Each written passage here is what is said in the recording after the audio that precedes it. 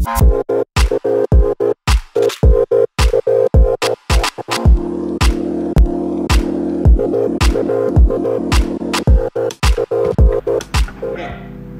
kembali lagi bersama kami dalam acara podcast Millennial Baper, yang dimana milenial nggak hanya bawa perasaan, tetapi milenial harus bawa perubahan. Iya Kak Nando? Betul, Kak Ino. Yang pastinya setiap narasumber yang kita undang di sini, yang pastinya dia sudah mengalami perubahan dalam hidupnya dan memberi dampak perubahan kepada komunitas-komunitasnya. Nah, itu dia. Jadi bukan hanya narasumber yang biasa, bener Kak Nando ya? Betul sekali, Kak Ino. Tapi ini narasumber yang dimana sudah bawa perubahan bersama bagi dirinya dan juga sekitarnya, bener gak? Oke?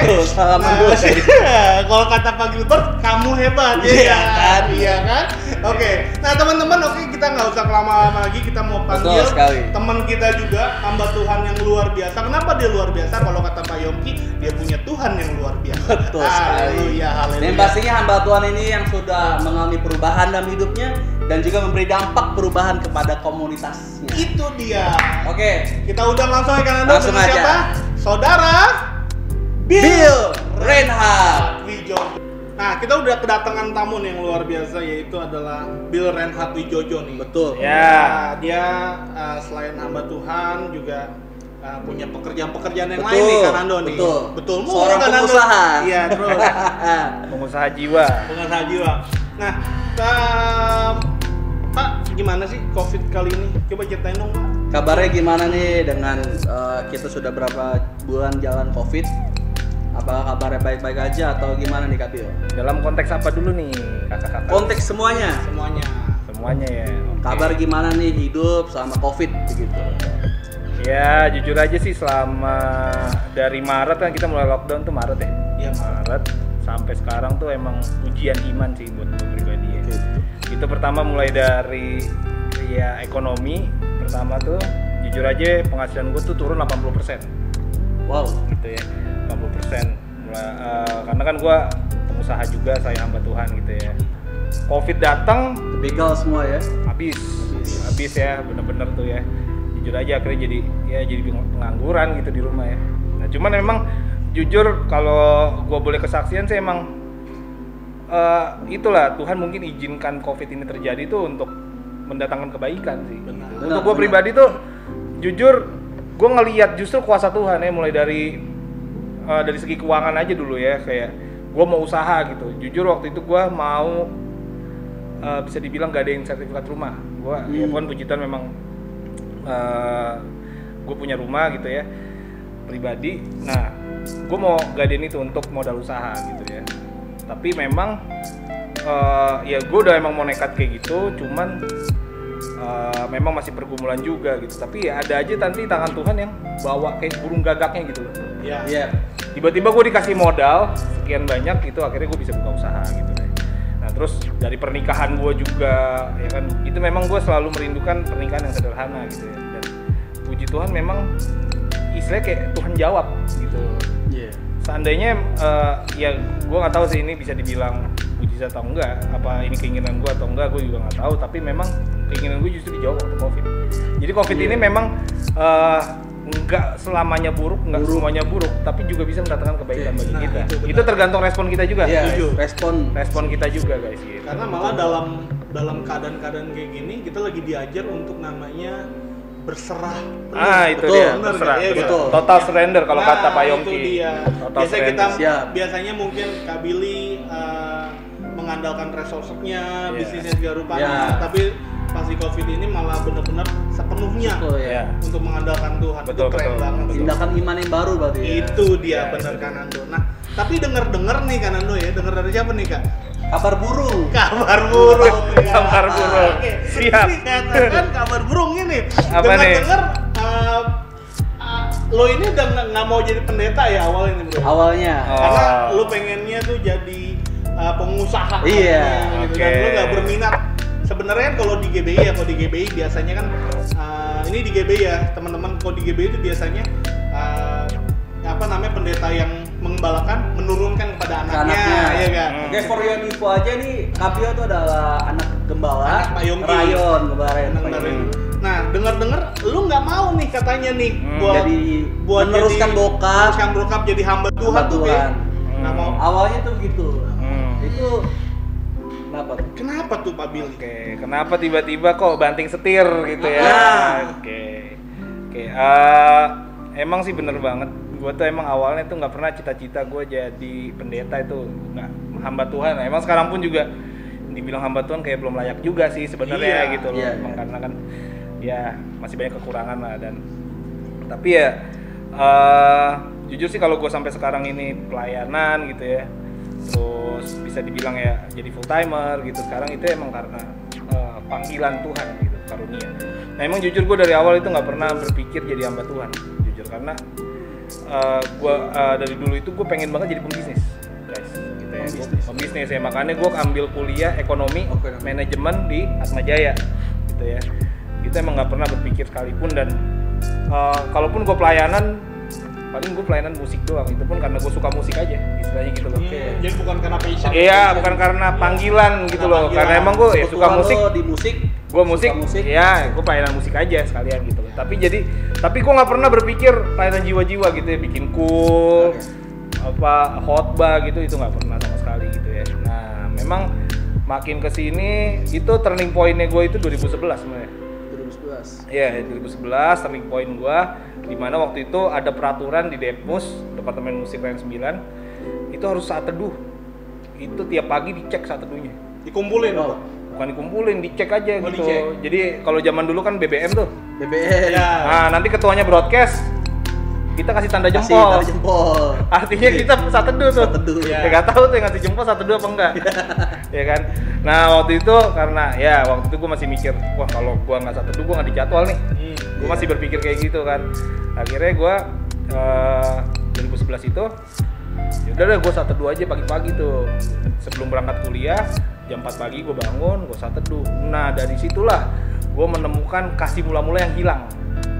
Nah, gue kan ya, waktu kecil gue udah dapat kasih mula-mula, tetapi hilang gitu ya kan namanya. Ada orang kan kayak gitu ya, dapat kasih mula-mula, waktu berjalan gitu ya, akhirnya lama-lama kering.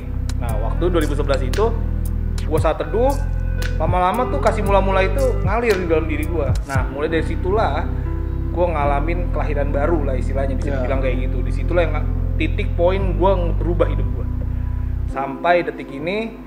Puji Tuhan, kasih mula-mula itu nggak hilang, dan makin lama makin mengasihi Yesus, bisa dibilang gitu. Oke, siap. Jadi kayak dulu tuh kayak sebelum 2011, lu mulai pelayanan kapan sih? Pelayanan apa dulu nih? Pelayanan musik itu? Musik itu dari 2010. Sebenarnya dari JC 2000 berapa tuh? JC itu 2005. 2005. Oh, berarti dari 2005 sampai 2011 tuh kayak pelayanan cuma kayak iya, seneng aja, seneng. Hobi karena gue seneng musik dan main drum. Iya, main drum. Kok gini sih? main drum gini. Oh iya. Nah, biasanya kan Home Brady pas 2011 itu pas ketemu sama Tuhan, encounter sama Tuhan, berarti itu ngubah cara pandang. Iya, itu ngubah hati gue lah. Ya, ngubahin, dan pada akhirnya punya hati buat generasi gitu. Nah, tapi memang nggak langsung buat generasi. Masih ada proses lagi. Proses lagi. Itu munculnya itu sekitar 2013 baru gue. Nah, kalau ngomongin proses nih, Bill. Pasti kan setiap hamba Tuhan tuh mengalami fase di mana jatuh dan bangun. Iya. Nah, lo pernah nggak ngalamin fase itu benar-benar jatuh, bahkan lo sampai niat untuk meninggalkan Tuhan, bahkan pelayanan bahkan ninggalin Tuhan gitu. Pernah nggak sih ya lo sampai gue mau ninggalin aja apa nggak ngerti gitu? Pernah nggak punya fase seperti itu? Ya sedangkan kalau kita lihat ya secara manusia ya, misalnya dia udah punya usaha.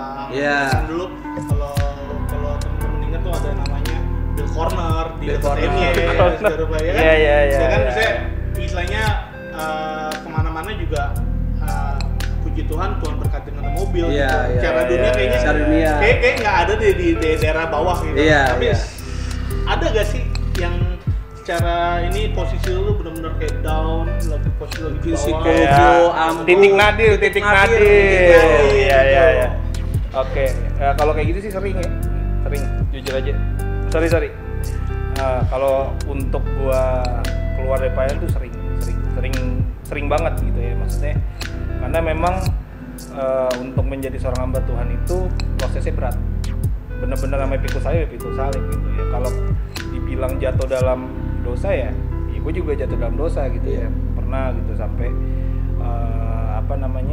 mau keluar pelayanan tuh pernah gitu ya. Nah tapi memang pertanyaannya tuh kenapa gue masih bisa bangkit lah? Nah itu ya penting. Iya kan? Kenapa maksudnya berkali-kali gue jatuh, berkali-kali gue mau keluar pelayanan gitu ya, ngerasa nggak layak, kok gue masih tetap gitu ya di sini ya. Itu ya nomor satu karena karena kasih Yesus sih. Itu gue bukannya mau so suci atau mau biar dikira bangun image itu enggak. Tapi memang itu yang gue alamin. Nah kasih Yesus ini yang bisa dibilang kasih penerimaan. Istilahnya gini loh, gue kan latar belakang gue nggak bagus gitu loh kan, karena ya bisa dibilang gue bandel banget lah dulu. Nah memang tabiat dosa ini tuh walaupun kita udah jadi full time udah hamba Tuhan itu masih ngikut kadang. Emang susah kan yang namanya manusia gitu loh. Nah tetapi memang itu yang gue terus lawan dan dan Tuhan tuh tahu kita lemah gitu. Tuhan tuh tahu kita punya titik buta. Nah oleh sebab itulah setiap kali gue jatuh dalam dosa gue pasti kembali sama Yesus. Gue berlutut di kakinya dia dan itu memang benar-benar gue ngerasa dia nerima gue balik. Gitu. Ya ini subjektif memang ya. Susah untuk dibuktikan secara nyata gini, tapi memang yang gue rasakan setiap kali gue berdosa, setiap kali gue jatuh dalam dosa, Tuhan tuh setiap kali gue balik, gue minta ampun segala macam bertobat, Tuhan selalu terima gue balik. Dan itulah yang jadi dasar pelayanan gue sampai hari ini. Gitu. Dan yang kedua kenapa gue bisa bangkit ya orang-orang di sekitar gue tetap nguatin gue, orang tua gue, teman-teman gue. Ya lo berdua kan juga nguatin gue nih. Nah, for your information aja, ini berdua adalah seperti saudara buat saya. Gitu ya. Nah jadi ya itulah yang bikin gue tetap kuat dalam pelayanan gue. Gitu. Jadi sebenarnya kayak setiap manusia tuh bisa jatuh ya dalam dosa ya. Pasti. Karena malah sebenarnya ketika kita nggak nutup-nutupin di hadapan Tuhan dan kita berani mengakuinya tuh kayak Tuhan tuh malah bela kita gitu kan. Jadi sebenarnya kuncinya adalah kita jangan ketika kita jatuh berarti kita harus berani dong bila kita ngomong. Kita harus berani ngakuin apa yang kita lakukan. Dan jangan pernah berbohong atas apa yang kita lakukan. Karena cepat atau lambat itu akan terbongkar. Benar gitu. Kali jujur aja di awal. Nah, jadi kan banyak proses yang demikian nih dan sekarang kita tahu bahwa lo nih udah jadi seorang ketua daripada youth di GB Kamboja ya gitu. Ya, kita punya namanya adalah Home for Generation atau HOG. Nah, boleh ceritain nggak sih bro? Padahal kan awalnya tadi lo cerita dari pemusik ya, dari Deadmus, dari Deadmus dan lo baru ngeh tuh ketika lo 2011. Dan itu dari 2011 itu gimana caranya sampai lo bisa jadi ketua youth sekarang? Nah jadi sebenarnya kan memang dari awal itu gue nggak pernah ada pikir pelayanan ya. Tapi memang 2011 itu gue mengalami transformasi karena perjumpaan itu. Nah berjalannya waktu memang Tuhan kayak kasih satu perasaan di hati gue, perasaan tentang jiwa-jiwa gitu loh yang susah gue jelasin, tetapi intinya adalah gue mikirin orang-orang yang belum bertobat intinya gitu. Kayak teman-teman gue di tongkrongan gue gitu segala macem. Nah berjalannya waktu sampai kok bisa istilahnya sampai gue jadi ketua youth sekarang, bahkan kan ya puji Tuhan dipromosin juga jadi ketua PPA gitu kan. Itu awalnya karena gue concern pada waktu itu sekitar tahun 2015-2016 sama pergerakan anak-anak muda yang ada di kota Depok gitu ya, karena gue agak concern. Gue merasa pada waktu itu gue sering curhatnya sama bokap gue gitu ya. Gue merasa kok ini nggak pas di hati gue ya gitu ya. Kenapa ya, gue mungkin nggak bisa cerita detail di sini gitu ya, tapi intinya gue kurang pas sama kegerakan yang ada gitu ya, kegerakan yang ada di tahun 2015-16 itu, dan gue sering cerita sama bokap.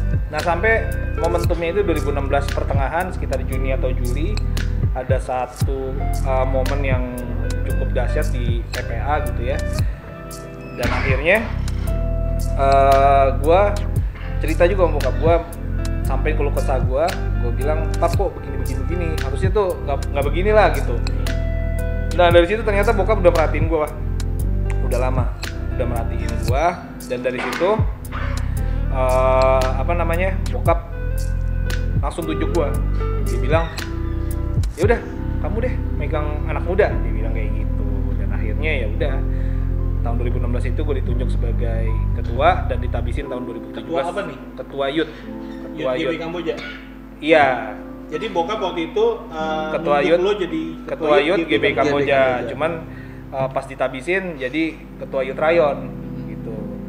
Ketua departemen Youth. Ketua departemen Youth Rayon. Jadi awalnya jadi ketua GBI Kamboja dulu. Kok bisa bro jadi ketua departemen Youth? Nah, itu panjang lagi ceritanya, tapi nggak perlu diceritain di sini. Ya, waktu itu sih ceritanya emang karena pembina gua minta gua mendingan katanya kalau dilihat secara kapasitas mendingan lu langsung aja jadi ketua kadep ya? Gitu. Okay. Makanya gua jadi bukan jadi kabit, jadi kadep. Nah, tapi gimana pas lu jadi kadep? Apa nih yang lo bikin nih buat Rayon nih kira-kira waktu itu? Nah, karena waktu awal itu gue dapet soal pujian penyembahan. Oh, jadi visinya lo visinya pujian penyembahan. Makanya waktu itu gue bikin Deeper Worship Night gitu. Itu tiap minggu ketiga itu visinya adalah nyatuin gereja-gereja di bawah Paniko dan di luar Paniko dan bahkan 7 aras gitu ya kalau bisa untuk kita pujian penyembahan bareng-bareng di Taman Doa Rumah Pengorbanan gitu. Dan selain itu gue bikin PPW Camp. Nah, itu berjalan selama 2 tahun gitu. Cuman sekarang lagi pending, tapi rencananya akan diadain lagi sih gitu. Dan for info nih Kak Ino, PPW kemarin tuh berhasil banget serius. Itu 200-an orang datang dari seluruh cabang Rayon 9. Bahkan ada yang 2 dari Rayon 9 kalau nggak salah. Ada. Iya. Ada dari gereja lain pun juga. Iya, 3 hari itu benar-benar para pembicara dan semua acara itu ngomong tentang PPW. Jadi sebenarnya tanpa sadar nih ternyata ada kayak sebuah kebutuhan ya daripada praise and worship gitu loh. Praise and worship di mana ternyata tanpa sadar jemaat anak-anak muda yang kita mungkin lihatnya lebih suka main medsos, lebih suka main Instagram, bahkan suka main TikTok dan segala rupanya. Ternyata ada satu kebutuhan yang cuma bisa dipenuhi ketika mereka berjumpa. Betul. Iya kan? Betul. Nah, itu dari kan bukan hanya DWN ya, gue takut salah, gue sama ngomong DWP lagi. Jangan dong. DWP lagi pada kolek nih ya. 2020 virtual. Aduh, temen gue dipecat gitu. Tapi sudah nanti saja. Apa namanya DWN ya, Deeper Worship Night dan PPW. Nah, kenapa sih lu pengen bikin itu untuk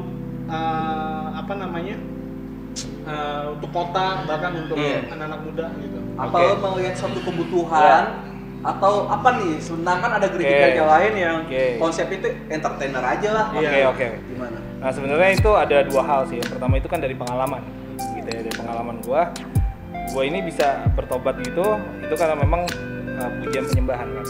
Karena gua saat teduh, gua pujian penyembahan gitu ya. Dari situlah itu istilahnya turning point gua. Nah, yang kedua, memang gua menyadari ada ayat berkata yang di 2 Tawarik 7 ayat 14. Bila mana umatku yang atas namaku disebut bersatu merendahkan diri, bersatu mencari wajahku, aku akan memulihkan. Nah, di situ itu ayat itu gua pegang menjadi pegangan untuk itu menyatukan, bisa dibilang menyatukan gereja-gereja. Karena pada saat ada persatuan di situ akan ada pemulihan, bisa dibilang kayak gitulah. Itu sesimpel itu aja sih sebenarnya. Gitu. Sesimpel itu tapi dampaknya besar ya. Besar ya. Karena gue kebetulan juga salah satu pembicara di PPW Camp kayak gitu. Iya. Dan kan kita interview Atu-Atu tuh ada kayak Output itu benar-benar wah ini keren ini acara nih. Iya. Dan ternyata mereka ada sebuah kebutuhan ya. Iya. Dan jadi ngerti apa artinya penyembahan. Nah, bukan cuma sekedar nyanyi loh. Nah, masalahnya gini Pak. Kan kita udah bikin program, berarti harus ketahuan dong dampaknya, bukan hanya kesaksian. Iya. Nah, dampaknya itu apa Pak dari program-program penyembahan yang Bapak bikin ini? Oke, otomatis sih memang dilihat dari kehidupan anak-anaknya sih, gitu ya. Kalau secara gue lihat dari pribadi sih, makin kesini memang nggak instan sih ya, nggak instan namanya kehidupan rohani kan nggak instan gitu ya. Tapi memang gue lihat kalau makin kesini yang terutama anak-anak yang gue gembalakan ya di Youth Kamboja itu secara langsung, gue lihat kehidupannya mulai berubah gitu ya. Ada yang apa bisa dibilang dari nggak kenal yang namanya saat teduh atau yang tadinya jauh dari Tuhan. Nah dari sinilah mereka mulai apa ya, makin lama makin cinta sama Tuhan gitu ya. Nah, kan kelihatan dari pelayanannya, dari curhatannya gitu. Nah dari situ sih gue lihat dampak dari pujian penyembahan ini ya keintiman anak-anak gitu loh. Dan sebenarnya itu harusnya udah jadi kebangkitan rohani ya, benar gak sih? Iya, satu betul. Orang berubah gitu, karena yang paling menurut gue yang paling Tuhan nggak bisa adalah mengubah langsung seseorang.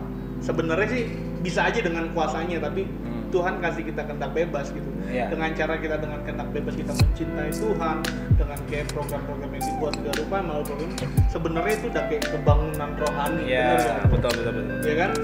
Gitu. Jadi kebangunan rohani nggak bicara soal KKR aja. Iya. Gitu, ya. Hal-hal seperti itu. Iya, hal-hal kecil kayak 1-2 orang bertobat ya itu udah kebangunan rohani. Setuju. Karena malaikat-malaikat bersorak-sorai bener kan Ando ya? Pasti kayak yang main trompet mungkin. Iya. Paling cup sopar ya kan? Bukan permainan biasa gitu. Jadi backgroundnya adalah praise and worship. Nah kalau mau ditarik lagi nih Kapil, kami punya komunitas youth di GBK Kamboja yang akan KUG. Home for Generation. Kenapa harus home? Kenapa nggak building? Oke. Kenapa nggak house? Kenapa nggak house? Gitu. Kenapa harus home? Kenapa harus home? Apa ada punya background sendiri atau gimana? Oke. Sebenarnya kenapa home gitu ya? Itu kan gue dapet waktu 2018 gitu ya. Nah home ini maknanya itu bukan bangunan ya, sekali lagi kalau bedain home sama house. Gitu ya. House itu bangunan. Iya.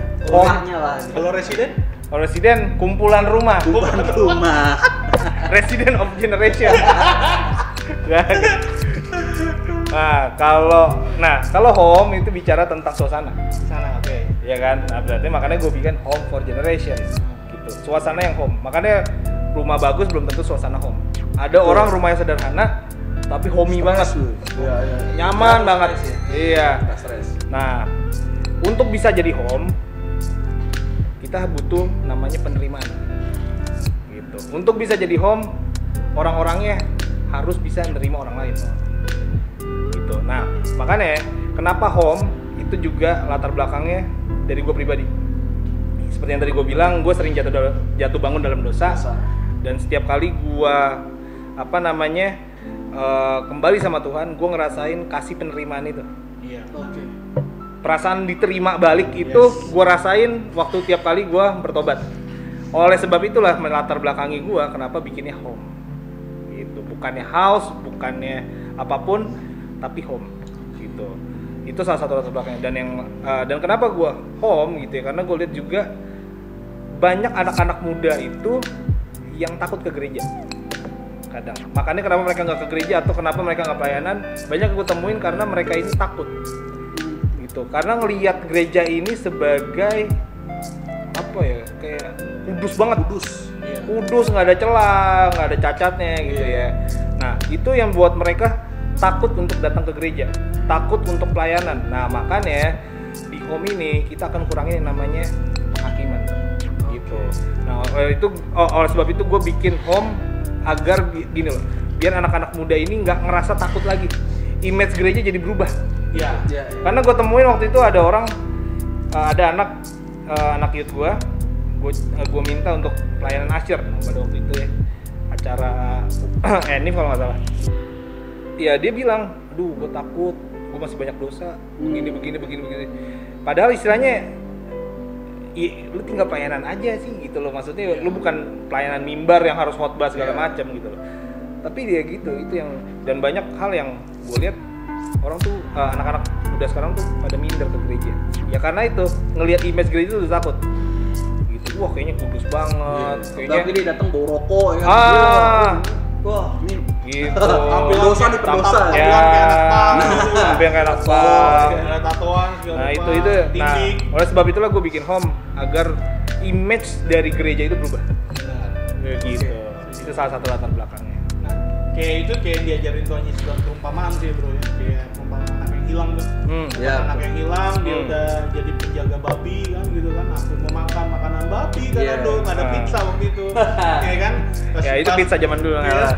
Pas dia datang ke bapaknya nggak bilang tunggu mandi dulu, tapi ketika dia masih bawa babi ternyata bapaknya terima. Betul. Peluk. Padahal dia pendosa kelas berat itu ya. Kelas kakap. Iya, bukan kelas cupang lagi, Pak. Iya. Kalau cupang bisa diadu, ya kan? Kalau kakap dimakan, Pak Nando. Apalagi bikin YouTube 80 juta ya. Nah, itu. Biwi beli cupang. Biwi makan bakso itu. Kita makan cupang gitu. Waduh, kacau sekali. Iya, jadi berarti kan kayak penerimaan gitu, berarti kita mencerminkan Yesus ya gereja. Betul. Nah, by the way, ada gak sih bro, ternyata pas lu jalanin jadi ketua nih, kalau jalanin jadi ketua, tiba-tiba ada pengerja lo, mungkin bahkan ada orang-orang yang sekeliling lo yang struggle dengan dosa dan ternyata ketahuan gitu. Dan apa yang lo lakuin biasanya kan? Kalau misalkan orang yang ketahuan dosa dalam pelayanan kan udah stop dulu doa ya kan, diparkirin dulu gitu. Diparkirin. Ada gak yang selama lo mimpin ini, lo udah mimpin Hauge berapa lama sih? Jalan 3 ya. Nah, 3 tahun ini ada gak anak-anak pengerja ya, bukan jemaat ya itu ya, pengerja yang struggle dengan dosa dan ketahuan sama lo? Oke. Beberapa orang sih memang cerita belak-belakan sama gua ya gitu ya, di pengerja. Bisa dibilang ya apa adanya banget gitu istilahnya, sampai titik dimana Kak, gue nggak tahu lagi nih harus ngapain gitu, Kak, sampai titik dia mau nyerah pelayanan istilahnya gitulah gitu. Nah, ya tadi pertanyaannya apa? Yang istilahnya pengerja lo ada gak pernah struggle? Iya ada. Dan apa reaksi gue? Gak usah sebut nama, iya, tapi gak tahu dosanya aja. Dalam budaya home lo itu gimana nih nge-treatmentnya ini orang? Oke. Apakah lo menara doain? Enggak. Parkirin. Oke. Ya tadi gue bilang ada beberapa orang yang benar-benar belak-belakan soal dosanya gitu ya ke gue. Dan apa yang gue lakukan dengan budaya home gini, ya gue nggak langsung skors dia, enggak. Gue nggak langsung parkirin. Kenapa? Karena begini, saat gue langsung mendisiplinkan dia waktu dia mengakui dosanya, itu akan membuat mentalnya jatuh. Jadi gini, waktu dia mengakui aja itu dia udah merendahkan diri banget tuh. Iya betul. Iya kan? Ya. Waktu dia udah buka dirinya, dia tuh udah harga dirinya tuh udah jatuh nih. Iya betul. Gitu. Nah, waktu kita hukum lagi istilahnya tanda kutip, ya bahasa sopannya kan disiplinin. Ujungnya kan itu hukuman juga sebenarnya gitu, konsekuensi. Mentalnya akan makin jatuh. Gitu istilahnya. Oh, emang bener nih. Gitu. Gua nih pendosa bisa dibilang gitu. Nah, apa yang gue lakukan? Gue simple. Gue balikin dia ke Tuhan Yesus lagi. Gitu. Waktu dia curhat panjang lebar, gue cuma bilang gini. Udah, akuin dosa lo, jangan buat dosa lagi. Udah. Dan itu yang Tuhan Yesus lakukan ke setiap pendosa yang ada di Alkitab. Coba perhatiin aja. Waktu siapa namanya? Yang ketahuan berzina tuh? Ya, pelacur yang ketahuan berzina. Ya kan? Itu kan perzinahan itu adalah hukuman mati di zaman Yahudi ya. Yahudi itu 2000 tahun lalu. Kalau kita ketahuan berzina, itu yang sama bukan pasangan kita, dibukin sampai mati. Dirajam gitu. Tapi pada waktu itu kalau kita baca di Yohanes 8 kalau nggak salah ya, waktu mereka ketahuan berzina, yang orang-orang Yahudi nanya, guru, kalau udah hukum Musa nih harus dimatiin nih istilahnya gitu loh. Apa yang Yesus lakukan? Dia cuma nulis, dia bilang siapa yang tidak berdosa pertama kali. Nggak ada kan? Nggak ada. Dan terakhir Yesus bilang apa? Pergi. Ada nggak yang hukum kamu? Nggak ada Tuhan. Ya udah, pergi, jangan buat dosa lagi. Simple as that. Sesimpel itu ya. Sesimpel itu. Karena gini, sebenarnya waktu berbuat dosa itu mereka tuh tahu itu dosa. Iya. Paham gak sih? Dia tuh tahu. Makanya kenapa dia ngaku ke gua, makanya kenapa dia ngerasa bersalah, karena dia tahu itu dosa. Dan dia nggak perlu hukuman lagi untuk tahu itu dosa. Yang dia perlukan hanyalah apa? Pengampunan dan perubahan pola pikir. Karena sebenarnya dengan cara dia mengakui, dia berani mengakui, itu sebenarnya udah hukuman buat dia. Iya. Itu dia udah hancur hatinya. Makanya kak, gue sorry kak, gue onani lagi kak, gue nonton lagi kak, gue begini. Ada yang kayak gitu? Oh ada. Ngaku sama lo? Ngaku sama gue, kak gue ini sama cewek gini. Waduh, kak gue mabok lagi gini. Sama semua yang cerita sama gue cuma bilang, udah lo ngaku dosa lo, minta ampun ke Tuhan, jangan buat dosa lagi. Udah sesimpel itu aja. Iya. Oh, zaman dulu juga nggak mungkin Tuhan Yesus suruh pelacur menara doa dulu kan? Menara doa di mana kan lo? Jangan pelayanan dulu. Iya. Tapi pertanyaan simpel nih bro, lo nggak takut dianggap remeh sama pengerja lo kayak gitu? Maksudnya kan kayak seorang pemimpin kan kayak harus kayak ada ketegasan gitu. Minimal ada sebuah yang otoriter. Benar, sedangkan itu jasnya salah kan, misalnya onani nih perempuan, oh salah gitu loh. Oke. Lo kayak nggak takut dianggap remeh gitu, maksudnya pengerja lo gimana sih? Enggak sih, gue nggak pernah ada pikiran takut dianggap remeh karena gue yakin apa yang gue lakukan itu benar gitu dan kebenaran gue pun juga berdasarkan dari Alkitab kan gitu loh. Dan kita juga harus sadarin apa namanya, sebenarnya yang ngeremehin bukan ngeremehin ya, mungkin agak di luar ada satu pengerja yang kayak, kak waktu aku cerita tuh aku pengennya dimarahin gitu loh. Gitu, tapi ternyata gue nggak marahin. Nah mungkin di situ dia agak keluar ekspektasi istilahnya kayak gitu loh, keluar ekspektasi gitu. Tapi ya emang itu cara gue gitu, karena gue juga menyadari gini, gue nih sebagai ketua youth dan kita sebagai aktivis youth gitu, kita harus menyadari bahwa kita ini fasilitator mereka, bukan orang tua. Iya. Jadi gue nggak perlu marahin lu, gue cukup membimbing dan mengarahkan lu aja gitu. Masalah marahin itu istilahnya bukan hak gue lah. Gitu. Tapi memang satu waktu kalau memang udah keterlaluan, gue marah. Gue beberapa kali pun marah di youth karena ngelihat kelakuan, mungkin ngelihat behavior yang nggak oke menurut gue, ya gue harus marahin gitu. Nah standarnya apa tuh bro? Standar lo ketika lo tuh ketika di komunitas lo tuh marah, ketika pengerja lo bikin apa sih gitu? Oke, contoh kayak kemarin gue marah itu adalah gini deh, kayak Tuhan Yesus tuh kalau kalian perhatiin nih kan, Tuhan Yesus tuh suka marah tuh misalnya ke orang Yahudi, ke ahli-ahli Taurat tuh karena mereka itu mengurusi hal-hal yang gak esensi. Perhatiin deh, kayak cuci tangan, apa segala macem ya kan, kayak gue baru baca Alkitab tadi pagi, Yesus istilahnya berdebat sama ahli Taurat soal muridnya nggak cuci tangan sebelum makan. Iya kan. Nah esensinya itu yang Tuhan bilang gini, kamu itu ngurusin hal-hal yang nggak esensi. Yang esensi itu bukan yang masuk ke dalam mulut, tapi yang keluar dari mulut, karena yang keluar dari mulut keluar dari hati, gitu kan. Yang menajiskan kita, wah itu. Nah, gue waktu itu marah karena ada beberapa istilahnya anak-anak gitu yang memang ngurusin hal-hal yang nggak esensi, gitu ya. Nah, di situ gue marah karena menurut gue kalau kita ngurusin hal-hal yang nggak esensi gitu ya, cuma hal-hal lahiriah, hal-hal image, itu yang akan justru kita jadi sesat pikir, sesat jalan. Nah dari situlah gue marah di situ. Gue marah dan puji Tuhan dari kemarahan gue itu bisa dibilang bawa pertobatan gitu.